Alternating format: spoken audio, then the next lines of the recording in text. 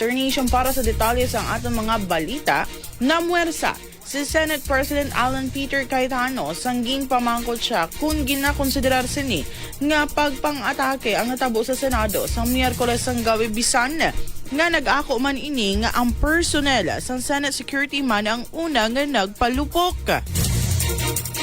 Samtang yara sa rostrum, nagtaas ang tingog ni Cayetano kaginbalik ang pamangkot nga kung sudlon abi ang balay kag may magtaya sa pusil gani nga may nag-warning shot hindi ayhan ini magkabig nga pagpang-atake.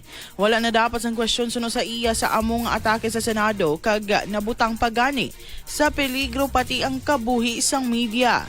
Ini nga pahayag ang kasunod sang inisyal nga investigasyon sa Department of the Interior and Local Government o kun DILG nga 32 ka mga lupok ang nabatian sang amo nga gabi.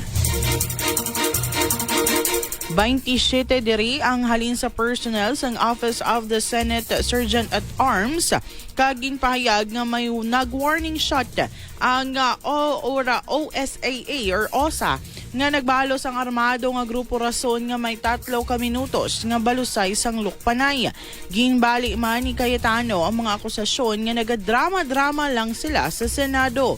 Paatag sini may cautious sila kag nagahulat sa articles of impeachment sang amo nga gabi.